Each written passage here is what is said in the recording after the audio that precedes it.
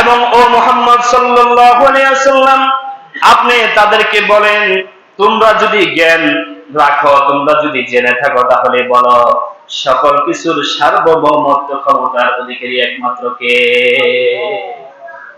সার্বভৌম ক্ষমতার মালিক, সকল ক্ষমতার উৎস হচ্ছেন একমাত্র আল্লাহ তাআলা।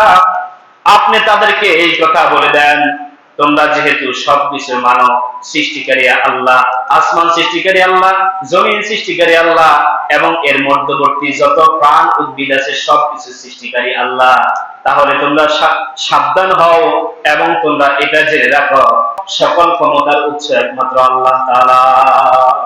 আজকে গোটা পৃথিবীর আপনি রাজনৈতিক এবং কূটনৈতিক বিষয়টা যদি আপনি একটু খেয়াল করেন, গোটা পৃথিবীর প্রায় ৮০% জনপদ, ৮০% দেশগুলা সার্বভৌম ক্ষমতার মালিক আল্লাহ, এটা মানে না।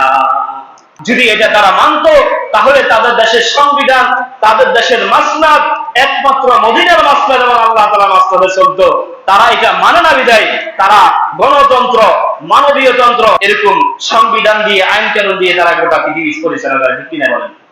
একমাত্র কারণ হচ্ছে তারা সার্বভৌম ক্ষমতার মালিক একমাত্র আল্লাহ, এটা তারা মানে না।